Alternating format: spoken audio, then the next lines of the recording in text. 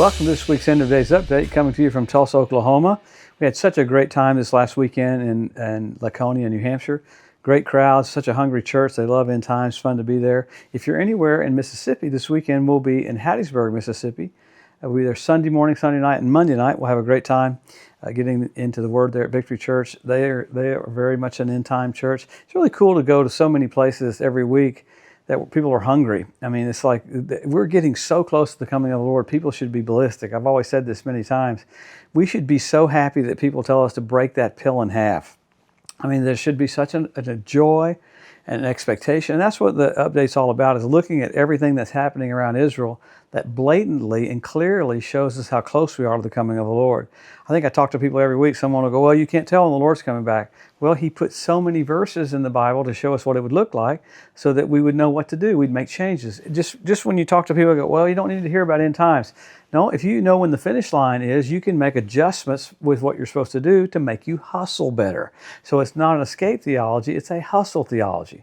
And remember, Jesus rebuked the crowd only one time, rebuked the Pharisees over and over and over again, because he said, hey, you can tell what the weather's going to be, but you don't know your hour of visitation. So it bothered him that they didn't know. So we should know this. I mean, we're real big about, red sky in the morning, sailor's warning, red sky in the evening, sailor's pleasing. So we're big about that. But what's heaven doing right now in all the earth to show us how close you are? The whole purpose is to lift your heads up. He said, you will not be downtrodden. Isn't that something? The one thing about all the things that are happening, he was concerned about you being downtrodden or sad. So he said, lift up your heads, your redemption draws nigh. So all of this about the coming of the Lord is so you'll be happy and hopeful. Paul, writing there, said, that's why I'm writing this to you. You'll be happy, you'll be hopeful, and you'll be comforted. There is no bad news for the church. If you're hearing end time preaching and it scares you, it's not Bible. People try to put things from the law, put things from the Gospels, and put them into the church age, and it just doesn't work. So we get our doctrine for the rapture in the epistles, where the church was a mystery and the rapture was a mystery. So we're so blessed. We're going to have an evacuation. I'm looking forward to it. It's going to be great. We call it the rapture as well. Let's look at what's happened around Israel this week. Man, it's literally everything is pointing toward pressure to make Israel accept a Palestinian state, and what to do with people in Gaza. How does Israel finish off this war? They keep putting up peace proposals together, and Hamas keeps changing them right at the last minute. So they'll look like they're going to take it, and they don't. So it's all basically functioning with lies. So hey, like and subscribe to us on our YouTube channel here, so it'll help us get the message out a little bit more. So right now you've got Iran. They said they could hold direct nuclear talks with the U.S. if conditions were suitable. Well, it's hard to have the conditions very suitable when they won't even let the Atomic Energy Agency come in and monitor what they're doing. And when they've told all these other people, we're going as fast as we can to rebuild our nuclear arsenal because they want to annihilate Israel. The whole purpose is they believe it will bring in the Messiah by annihilating Israel. So you're dealing with a mindset that's unfixable. That's why the Lord has to come back to fix all this. So that's pretty wild. And Iran's rebuilding their military and nuclear program through the European procurement network. This was happening last year and the year before, where the Mossad found out that Iran was buying all this stuff from nuclear device triggers in Germany, different places under the table. So Iran's going for it when it's blatant, when the Mossad can see all this information coming and all these parts coming to them. It was kind of like Hitler during the 30s and 40s. What were all these parts being assembled together? It was for aircraft. Well, Iran's getting all these parts put together for a nuclear weapon. So you've got Iran even talking with South Africa. They held high-level military talks this week. So you got Iran seeking out assistance from other countries. You got Iran and South Africa holding high-level talks this week. So, man, it's crazy.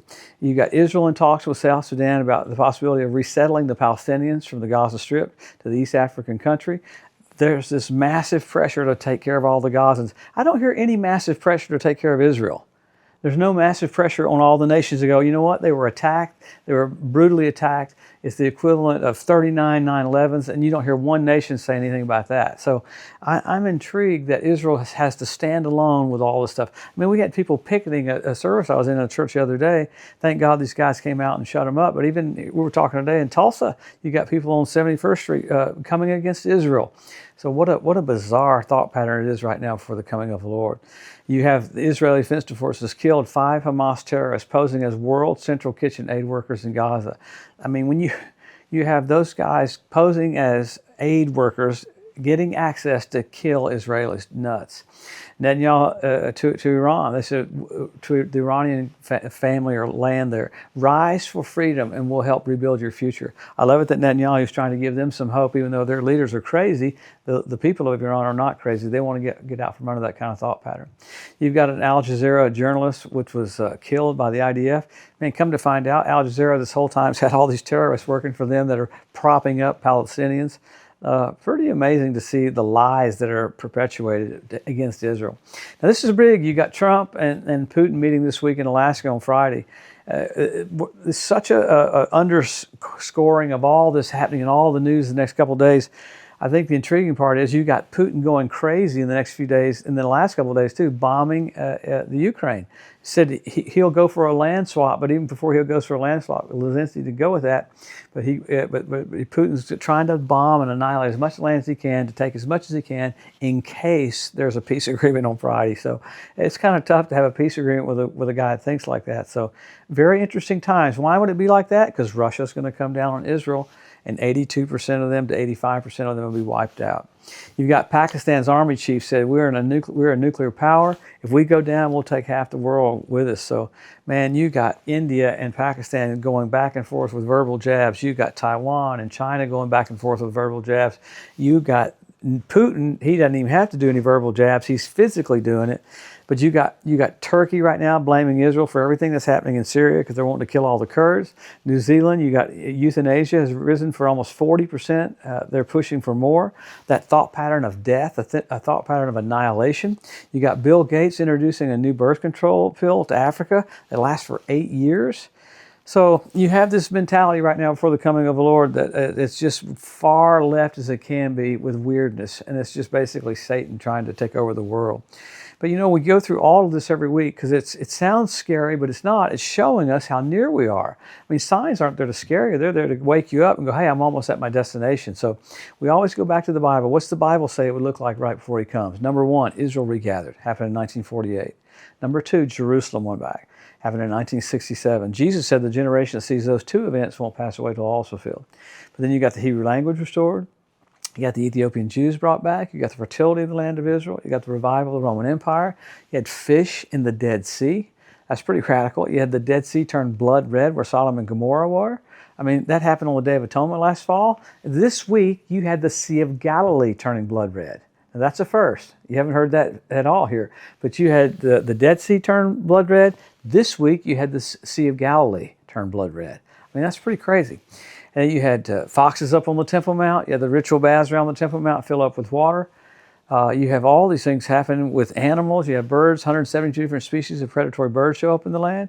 You had Russia rebuild the archway for Baal worship in Palmyra. That's where the Tower of Babel was. So you've got big things happening. You got the Temple Mount Institute that's ready for sacrifices. They've chosen all these things that they need to do right here before the coming of the Lord. They did have a preliminary killing of one of the red heifers that ended up with a black hair and a gray one. So I think they have one red heifer left that hasn't gotten punched for COVID. So we'll see. It has to be used between the year 2 and 3.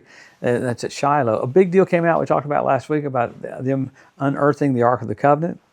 They've only showed the box that it's in. They haven't really showed the ark at all yet. So you got sign after sign after sign after sign that, man, things are changing to get ready for the coming of the Lord. I mean, it's pretty blatant how they are, but we're just blessed that we have a heads up about it because one of the ones was men will be lovers themselves. You have selfie sticks. I saw a guy in California almost get hit by a car taking photographs with 2 selfie sticks. Too crazy.